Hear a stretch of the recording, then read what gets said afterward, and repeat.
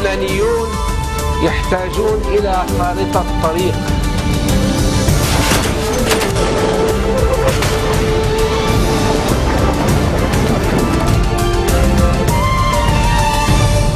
Bonjour à tous et merci de nous rejoindre sur Futur TV pour cette nouvelle édition de la rédaction. Voici les titres de ce journal. Israël suspend sa participation aux négociations du Caire et continue de pilonner la bande de Gaza. Au moins 150 Palestiniens ont été tués depuis la fin de la trêve vendredi matin. Le Congrès américain approuve de nouveaux financements pour le système de défense Iron Dome en Israël. Les États-Unis financent ce projet de bouclier antimissile depuis 2008. En Syrie, une cinquantaine de djihadistes tués lors d'affrontements contre les forces syriennes et les combattants du Hezbollah dans le Kalamoun, près de la frontière libanaise. Et à suivre également dans ce journal, après les Nations Unies, les États-Unis et la France, c'est au tour de la Grande-Bretagne de fermer son ambassade en Libye et d'évacuer son personnel diplomatique vers la Tunisie. Israël n'envoie pas ses négociateurs au Caire pour discuter de la trêve dans la bande de Gaza. Entrée en vigueur vendredi matin, cette trêve était censée durer 72 heures et permettre des négociations indirectes sur une solution durable au conflit. Mais elle a volé en éclats moins de 2 heures après avoir débuté. Pas de répit donc pour les habitants de Gaza soumis à un intense déluge de feu israélien. Depuis vendredi matin, 150 Palestiniens au moins ont été tués, notamment près de Rafah dans le sud du territoire. Ce samedi, l'aviation israélienne a pilonné la ville de Gaza plus au nord et Jabalia où une mosquée a été détruite. Tsahal est aussi à la recherche d'un de ses sous-lieutenants, Hadar Goldin, 23 ans, porté disparu depuis hier. L'armée israélienne affirme qu'il a probablement été capturé, tandis que les brigades Azz-e-Din el-Qassam, la branche militaire du Hamas, assurent ne disposer d'aucune information sur lui. Israël reste par ailleurs mobilisé sur un autre front, la destruction méthodique des tunnels qui peuvent permettre aux combattants islamistes de mener des incursions en territoire ennemi. Au Caire, Abdel Fattah al-Sisi a réaffirmé ce matin que le projet de cessez-le-feu proposé par son pays constitue une réelle chance de mettre fin au combat dans la bande de Gaza. S'exprimant lors d'un point de presse conjoint avec le Premier ministre italien, le président égyptien a souligné qu'une perte de temps ne peut que compliquer la situation. Et pendant ce temps, le Sénat américain a approuvé à l'unanimité d'octroyer en urgence 225 millions de dollars pour le dôme de fer, le système de défense israélien qui intercepte des missiles en plein vol. Le texte doit maintenant être adopté par la Chambre des représentants, puis promulgué par le président, ce qui ne devrait pas poser de problème. La requête avait été faite par Israël il y a quelques jours. Les États-Unis financent ce projet de bouclier antimissile depuis 2008. La décision avait été prise par Barack Obama, ému lors d'une visite par le sort des habitants de Sderot au nord de Gaza. Selon Tsahal, le dôme de fer a enregistré un taux de réussite de 90% depuis le début de l'opération Bordure protectrice dans la bande de Gaza il y a 26 jours. Des miliciens armés et cagoulés se sont déployés en début d'après-midi près d'un barrage de l'armée dans la région de Al-Sail, dans l'est du Liban. Un déploiement qui survient après l'arrestation par l'armée du Libano-Syrien Ahmad Jomha, un important responsable du Front al-Nosra. Les médias font état de tirs nourris dans la région. Walid Jumblat appelle les pays arabes à entamer un dialogue avec l'Iran et la Turquie pour combattre le terrorisme. Un terrorisme qui, selon le leader druze, commet des crimes au nom de l'islam en chassant les chrétiens de Mossoul et en détruisant la diversité arabe et islamique. Dans des propos à la presse, le chef du Parti socialiste progressiste a estimé que c'est l'Arabie saoudite qui doit diriger ce dialogue. L'ancien Premier ministre Saad Hariri a été reçu hier soir à Jeddah par le roi Abdallah d'Arabie Saoudite. Selon un communiqué de son bureau de presse, le chef du courant du futur a exprimé ses vœux au souverain à l'occasion de la fête du Fitr. Le ministre libanais des Affaires sociales, Rachid Derbès, a affirmé que l'État libanais n'a pas pris de mesures extraordinaires concernant l'afflux de chrétiens d'Irak. L'explication, selon lui, Beyrouth considère que leurs conditions ne sont pas similaires à celles des réfugiés syriens. D'après le ministre, la situation des chrétiens d'Irak est suivie par des ONG et des églises.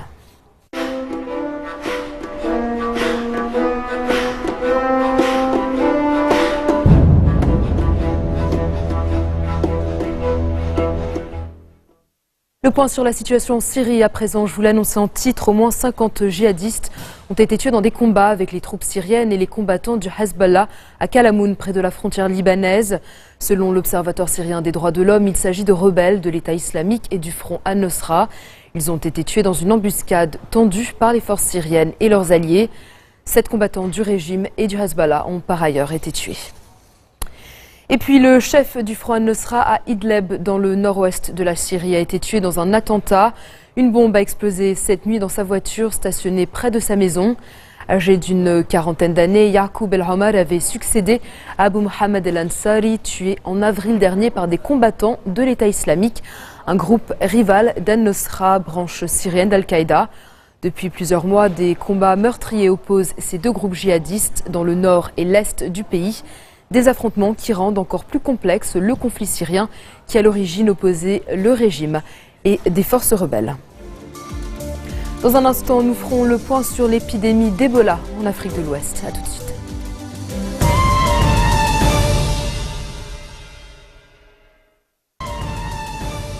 Retour sur le plateau de l'info de Futur TV. Barack Obama a reconnu que les États-Unis avaient torturé des gens après les attentats du 11 septembre 2001. Lors d'un point de presse à la Maison-Blanche, il a affirmé que son pays avait fait beaucoup de bonnes choses, mais aussi des choses contraires aux valeurs américaines.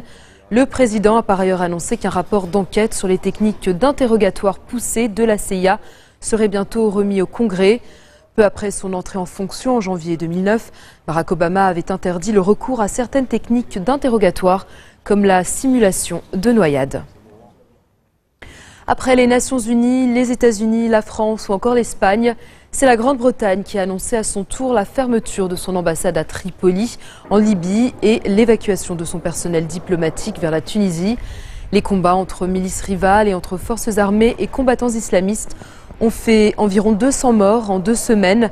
Ils ont fait basculer la Libye dans des violences sans précédent depuis la fin de la guerre civile et le renversement du régime de Mohamed Kadhafi en 2011. L'OTAN doit se réformer en profondeur pour mieux défendre ses États membres face à une éventuelle menace militaire russe. Voilà ce qu'estime David Cameron dans une lettre à l'Alliance Atlantique. Le Premier ministre britannique propose de mettre en place un nouveau calendrier d'exercice militaire, de construire de nouvelles infrastructures et de porter rapidement à 25 000 hommes les effectifs de la force de réaction rapide de l'OTAN. L'Alliance Atlantique a multiplié les manœuvres en Europe orientale depuis l'annexion de la Crimée par Moscou en mars dernier et triplé le nombre de ses avions de combat basés dans la Baltique. Le Libéria, l'un des pays les plus touchés par l'épidémie d'Ebola, a entamé un plan de désinfection massif. Du chlore, du savon et du détergent sont utilisés pour écurer les administrations et les magasins qui ont été fermés. Les habitants sont priés de rester chez eux jusqu'à nouvel ordre. Les convois mortuaires sont couramment molestés car les communautés villageoises refusent que les cadavres soient désinfectés avant d'être enterrés et elles se méfient souvent des travailleurs humanitaires et des médecins occidentaux. Depuis le début de l'année, le virus Ebola a provoqué la mort d'au moins 729 personnes et a infecté plus de 1300 personnes en Afrique de l'Ouest. Les pays les plus touchés, outre le Libéria, sont la Sierra Leone et la Guinée. Les présidents de ces 3 nations se sont d'ailleurs retrouvés hier pour un sommet à Conakry en Guinée.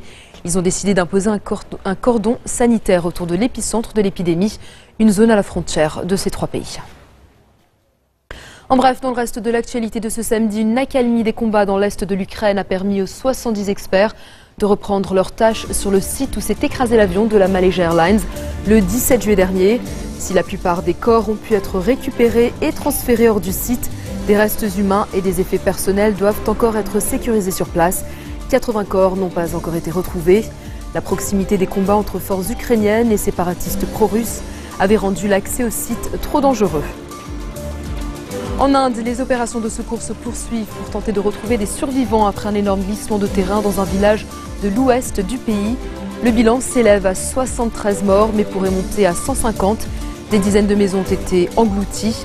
Les pluies continuelles, accompagnées de vents violents, rendent les recherches particulièrement difficiles dans ce terrain marécageux. La mousson de 2013 avait fait 6000 victimes, tuées par des crues soudaines ou des glissements de terrain. Et en Chine, une explosion dans une usine de métaux a tué au moins 65 personnes.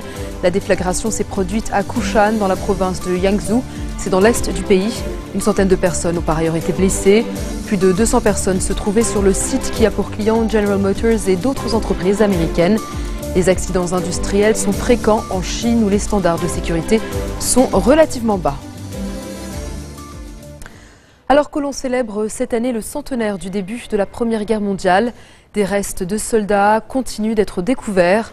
Des anthropologues ont trouvé les ossements de 5 soldats allemands, probablement tués dans des combats en Champagne en 1915, près de Massige, dans l'est de la France.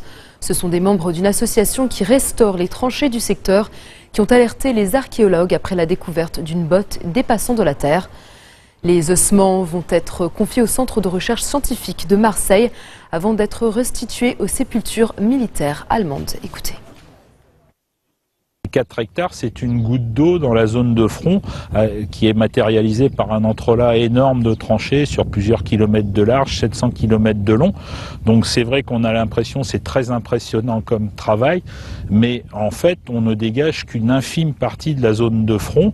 Alors je pense que de toute façon on ne peut pas la restituer sur des surfaces plus importantes, mais déjà là on commence à s'apercevoir de la complexité de cette zone de front. Autant vous n'aurez jamais la photo ni le nom d'un Romain ou d'un Gaulois, alors que là, vous allez commencer à fouiller un corps en vous disant que vous allez peut-être pouvoir l'identifier, retrouver une partie de sa famille, donc c'est quand même une relation imperceptible qui se crée quand même avec la personne fouillée et le fouilleur. L'archéologue, il va faire son travail d'étude aussi, l'anthropologue, sur le squelette, donc par exemple déterminer l'âge, l'état sanitaire de la personne. Donc là on est plutôt sur sa stature aussi, c'est son état physique. Quand nous trouvons un corps, nous pensons, qu'il soit français ou allemand, nous pensons aux familles qu'il y a derrière, nous retrouvons un disparu. En général ils ont 20 ans, donc on pense à ces parents qui ont pleuré cet homme ou aux enfants, et on le retrouve nous presque 100 ans après. C'est le plus émouvant pour nous. C'est la fin de ce journal. Tout de suite, le rappel des titres qui ont marqué l'actualité de cette journée. Israël suspend sa participation aux négociations du Caire et continue de pilonner la bande de Gaza. Au moins 150 Palestiniens ont été tués depuis la fin de la trêve vendredi matin. Le Congrès américain approuve de nouveaux financements pour le système de défense Dôme de fer en Israël. Les États-Unis financent ce projet de bouclier antimissile depuis 2008. En Syrie, une cinquantaine de djihadistes tués lors d'affrontements contre les forces syriennes et les combattants du Hezbollah dans le Kalamoun, près de la frontière syrienne. Et après les Nations Unies, les États-Unis et la France, c'est au tour de la Grande-Bretagne de fermer son ambassade en Libye et d'évacuer son personnel diplomatique vers la Tunisie. Merci de votre attention. Retrouvez-nous tous les jours à 16h40 heure de Beyrouth. Vous pouvez également nous suivre en ligne sur notre site web ou en téléchargeant notre application mobile. Excellente soirée à toutes et à tous et très bonne fin de week-end.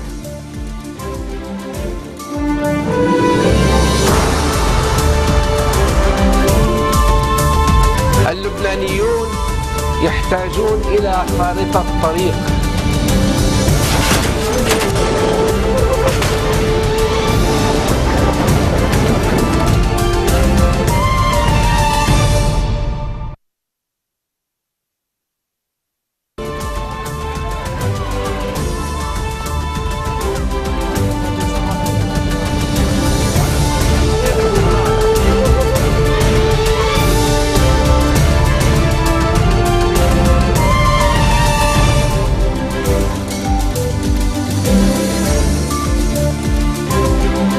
أهلا بكم إلى نشرة سوريا اليوم وفي عناوينها.